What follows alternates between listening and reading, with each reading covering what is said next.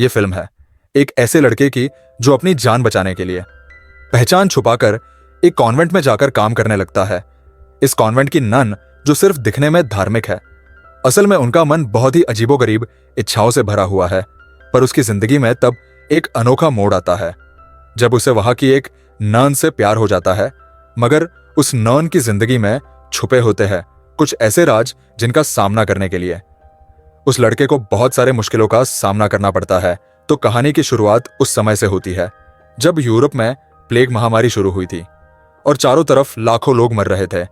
उसी दौर में हमें एक चर्च दिखाया जाता है जिसमें जस्टिन नाम का एक आदमी पेंटिंग कर रहा था और अपने बारे में बता रहा होता है कि पहले उसका बाप एक चोर था और वो भी उसके साथ चोरी किया करता था। लेकिन उन दिनों चोरी करने की सजा में दोनों हाथ काट दिए जाते थे, जिस वजह से उसने पेंटिंग का करना शुरू कर दिया। जब चर्च के बाहर देखते हैं जहां लोरेंजो नाम का एक लड़का भाग रहा होता है और पीछे बहुत सारे सिपाही लगे हुए थे, क्योंकि लोरेंजो ने जुए में जर्बिनो नाम के एक आदमी से बहुत सारे पैसे जीत लिए थे। लेकिन जर्बिनो एक शाही सिपाही था और उसे हारना पसंद नहीं था, इसलिए वो अपने आदमियों के साथ उसके पीछे पड़ा हुआ है। लेकिन लोरेंजो बहुत शातिर होता है और उनके पकड़ में नहीं आता। वो उनके दो आदमियों को मारकर वहां से भाग जाता है, जिसके बाद गर्बिनो अपने बाकी सिपाहियों को उसे जल्द से जल्द पकड़कर लाने का ऑर्डर देता है। आगे देखते हैं कि लोरेंजो का एक दोस्त उसके लिए घोड़ा लेकर आता है और उसे यहां से भागने के लिए कहता है। वही चर्च के अंदर जस्टिन जो बहुत दिनों से पेंटिंग कर रहा होता है, उसे पेमेंट नहीं मिली थी, इसलिए वो चर्च के फादर के पास जाता है। लेकिन वो देखता है कि चर्च के फादर प्लेग की वजह से मर चुके थे। तभी उसे आइडिया आता है कि पैसे तो अब नहीं मिलेंगे, पर क्यों ना मैं ही फादर बन जाऊं, जिससे खाने पीने का सामान और बहुत सारे पैसे भी मिलेंगे। फिर वहां पड़ा हुआ फादर का एक कपड़ा उठा लेता है और चर्च का फादर बन जाता है। इसके बाद हम राजकुमारी पेनालोपी को देखते हैं जो अपने माता पिता के फोटो के सामने रो रही होती है। तभी वहां गर्बिनो आ जाता है और उसे कहता है, मुझे दुख है कि आपके माता पिता प्लेग की वजह से मारे गए हैं, पर आप दुखी मत हो, मैं ख्याल रखने के लिए हूं आपके साथ। यह सुनकर राजकुमारी वहां से जाने लगती है। तभी गर्बिनो कहता है कि आपके पिता ने मुझसे बिजनेस के सिलसिले में बहुत सारा कर्जा लिया था, पर समय रहते वो चुका नहीं पाए। लेकिन उन्होंने मरने से पहले मुझे कहा था कि मैं तुमसे शादी कर लूं, तुम यहीं पर सुरक्षित रहो।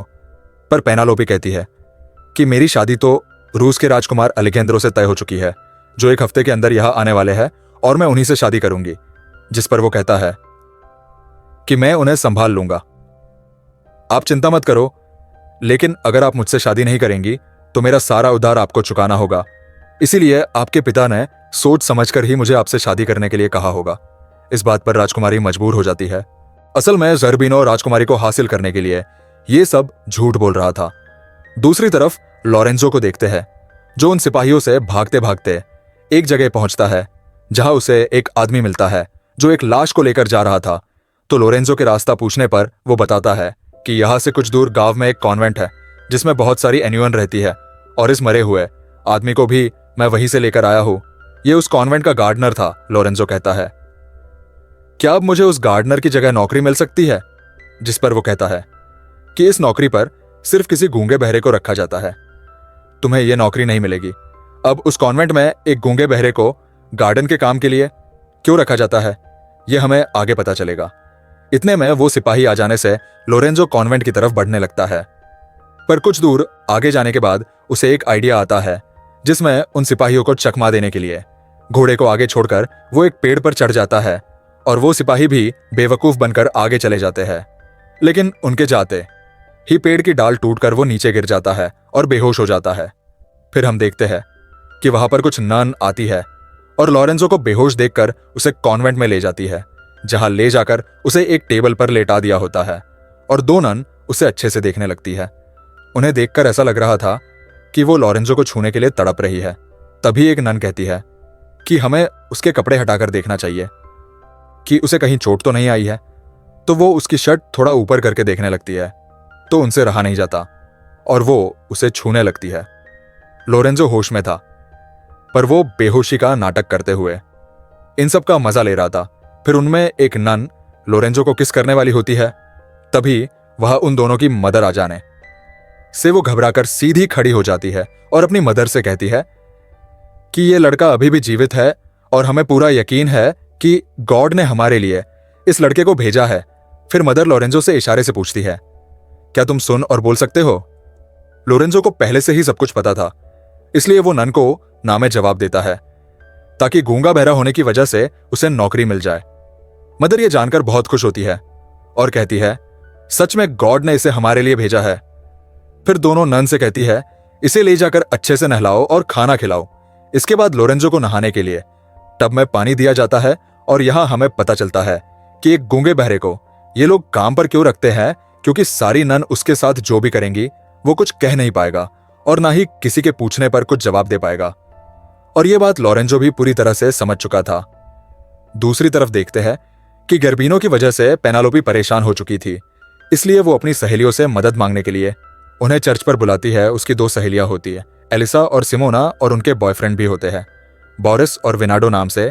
जब पेनालोपी अपनी सहेलियों से कहती है कि मुझे तुम दोनों की मदद चाहिए क्योंकि जर्बिनो मुझसे कर्ज के दबाव में जबरदस्ती शादी करना चाहता है, जबकि मेरे पिता ने मेरी शादी रूस के राजकुमार एलेजेंड्रा से तय की थी।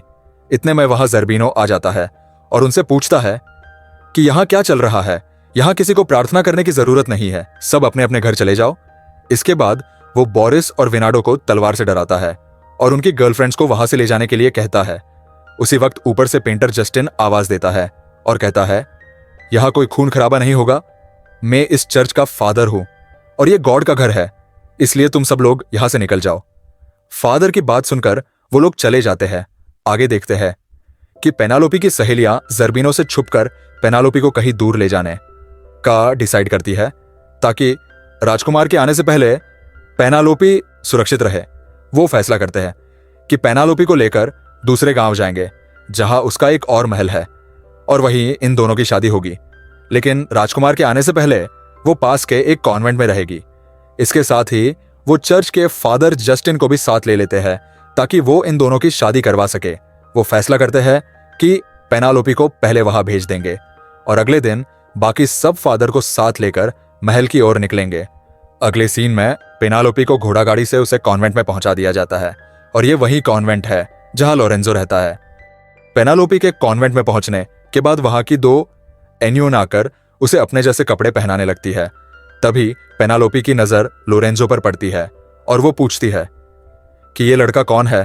तो ननस बताती है कि ये हमारा गार्डनर है और इसे हमारे लिए गॉड ने स्वर्ग से भेजा है। ये बहुत ही अच्छा लड़का है और गूंगा बहरा है। लोरेंजो के बारे में ये जानकर पेनालोपी को उस पर बहुत दया आती है और उसे वो बहुत अच्छा भी लगता है। आगे देखते हैं कि रूस के राजकुमार एलिजेंड्रो अपने सैनिकों के साथ पेनालोपी के महल में आ जाता है और जर्बिनो से मिलने के बाद उसे पेनालोपी के पिता समझ लेता है और कहता है कि मैं रूस का राजकुमार एलिजेंड्रो हूं। मैं आपके और आपकी पत्नी के लिए कुछ थोपे लेकर आया हूं। आपकी बेटी पेनालोपी कहाँ है? मैं उससे शादी करने के लिए आया हूं। इस पर जर्बिनो बदतमीजी से कहता है, क्या तू जानता है कि तू किससे बात कर रहा है? मैं पेनालोपी का होने वाला पति हूं। अपना सामान बांध ले और मेरे कुछ करने से पहले यहां से निकल जाए। सुनकर एलिजेंड्रो भी अकड़ में जवाब देता है, मैं इतने दिन सफर करके ये सुनने नहीं आया कि तुम मेरी राजकुमारी से शादी करने वाले हो। राजकुमारी से शादी तो मैं ही करूंगा।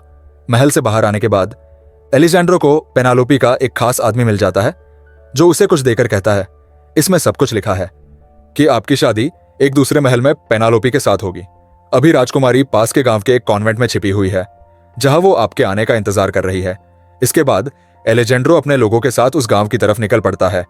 दूसरी तरफ देखते हैं कि दो नन लोरेंजो के कमरे में खाना लेकर आती है और कहती है, हम जानते हैं कि तुम सुन और बोल नहीं सकते, लेकिन मानते हैं कि गॉड ने तुम्हें हमारे लिए भेजा है और हम चाहते हैं कि तुम हमारे साथ वैसे ही गुफ्तगू करो जैसे पहली बार आने के बाद तुमने उन दोनों नून के साथ किया था।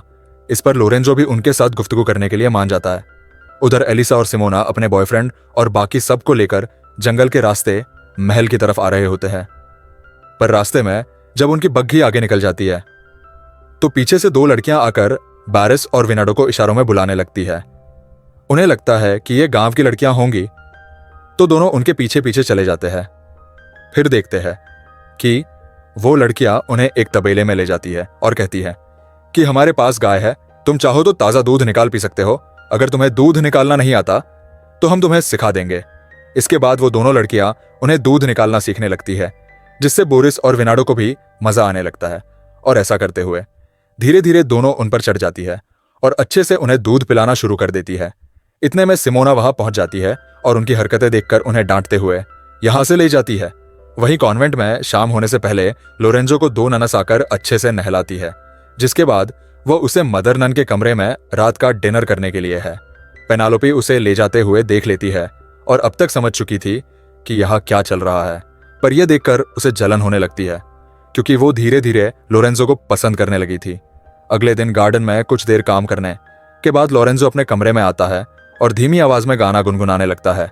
तभी पेनालोपी वहां खाना लेकर पहुंचती है और उसकी आवाज सुन लेती है, लेकिन वो उसे समझने नहीं देती और खाना सामने रख देती है। लोरेंजो को आदत पड़ चुकी थी कि हर दिन कोई ना कोई नन उसके लिए आती है, तो वो पेनेलोपी का नकाब हटाने लगता है, लेकिन वो उसे रोक लेती है और उसकी आंखों पर पट्टी बांधने लगती है और कहती है, मैं हर रोज तुम्हें देखती हूं और तुमसे प्यार भी करने लगी हूं, लेकिन उन ननस की तरह नहीं, बल्कि उन सब से बहुत अलग मैं। कहकर वो उसे प्यार से किस करती है और फिर वहां से चली जाती है। अब लोरेंजो सोच में पड़ जाता है कि ये कौन सी नन है जो मुझसे प्यार करने लगी है, पर वो भी मन ही मन उससे प्यार कर बैठता है।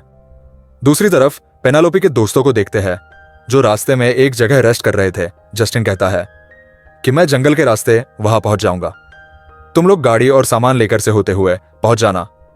वही राजकुमार अपने सिपाहियों के साथ पेनालोपी को ढूंढते हुए जंगल से आ रहा होता है, पर रास्ते में ज़ैनबिनो के सिपाही उन्हें घेर लेते हैं और तीर से उसके सारे सिपाहियों को मार डालते हैं।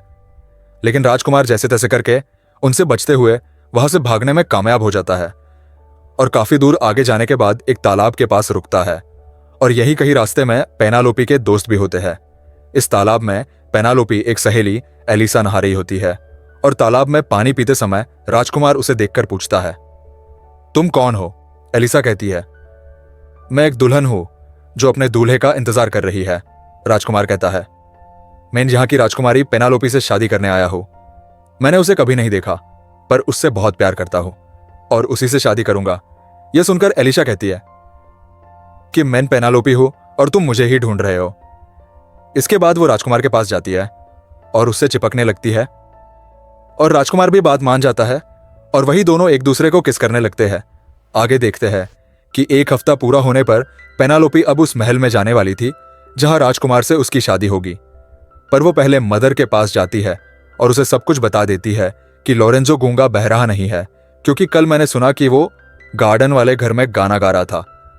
इससे मदर सोच में पड़ जाती है कि ये तो हमारा भांडा फोड़ देगा, जिसके बाद मदर जाकर लोरेंजो को धक्के मारकर कॉन्वेंट से बाहर निकाल देती है। कुछ देर बाद देखते हैं पेनालोपी के महल से उसके लिए एक घोड़ा गाड़ी आया होता है, तो वो जा रही होती है।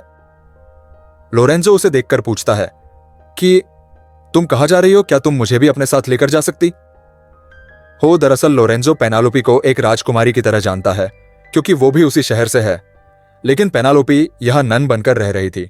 यह लोरेंजो को अब तक नहीं पता था। अब पेनालोपी यही चाहती थी कि लोरेंजो को कॉन्वेंट से बाहर निकलकर अपने साथ ले जाए, और ऐसा ही होता है।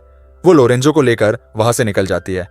नेक्स्ट सीन में पेनालोपी लोरेंजो को लेकर उस महल में पहुंच जाती है, तो लोरेंजो उसकी शादी के लिए शुभकामनाएं देता है और यहां से निकलने लगता है। लेकिन पेनालोपी कहती है, तुम शादी तक यहां रुक सकते हो, शादी के लिए महल में अब तक कोई भी नहीं पहुंचा।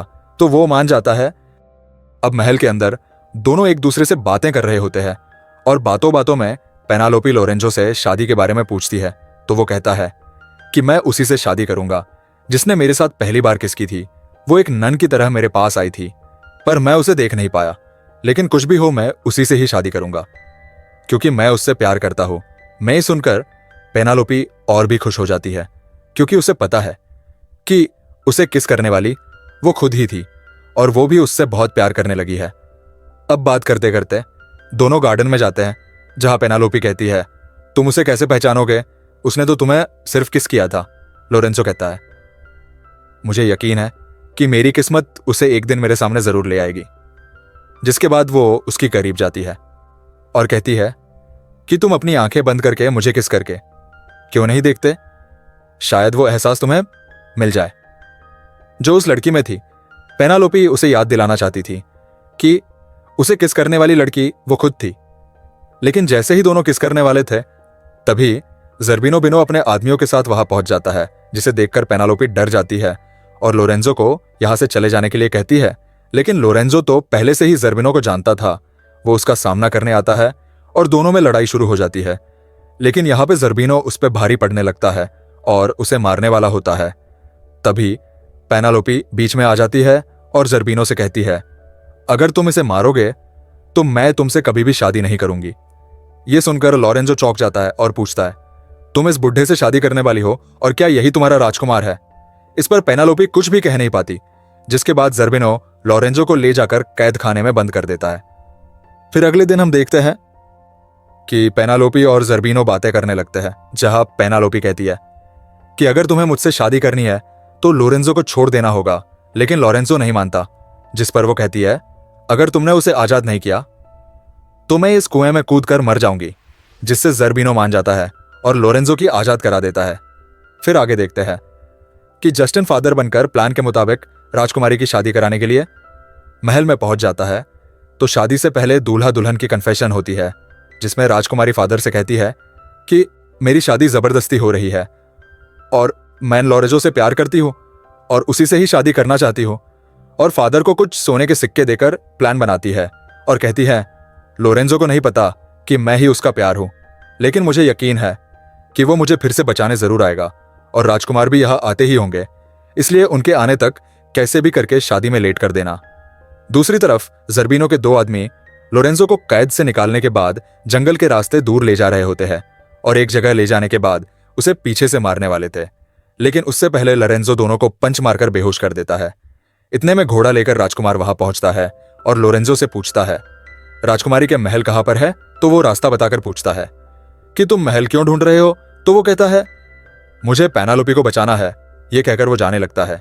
ये सुनकर लोरेंजो भी एक तलवार लेकर पीछे पीछे आने लगता है। महल में दिखाया जाता है कि पेनालोपी और जर्बिनो की शादी शुरू हो चुकी है और जस्टिन भी फादर बनकर उनकी शादी कराने वाला है। लेकिन अब जस्टिन भी ज्यादा देर तक शादी को रोक नहीं पा रहा होता है। इतने में राजकुमार वहां आ जाता है और जर्बिनो के आदमियों पर गोली चलाने लगता है। इसी बीच लोरेंजो भी पहुंचता है और जर्बिनो के सारे आदमियों को मारना शुरू करता। वो कहता है कि यह शिकार मेरा है और मैं ही इसे मारूंगा। जिसके बाद लोरेंजो और जर्बिनो के बीच लड़ाई शुरू हो जाती है और दोनों में काफी देर टक्कर का मुकाबला होने के बाद आखिरकार लोरेंजो उसे मार के उस कुएं में गिरा देता है और वहीं पर उसकी मौत हो जाती है। बाद राजकुमार लोरेंजो का शुक्रिया अदा करता है मदद करने के लिए और दोनों में दोस्ती भी हो जाती है। फिर वहां पेनालोपी आती है और राजकुमार उसके पास जाकर कहता है, मैं तुमसे शादी करने के लिए आया हूं। लेकिन पेनालोपी कहती है कि मैं तुम शादी नहीं कर सकती क्योंकि मैं किसी और से प्यार करती हूं। यह कहते हुए जब अपने चेहरे से कपड़ा हटती है तो राजकुमार उसे देखकर कहता है कि तुम तो मेरी पेनालोपी नहीं हो। इसी बीच पेनालोपी की सहेली एलिशा वहां आ जाती है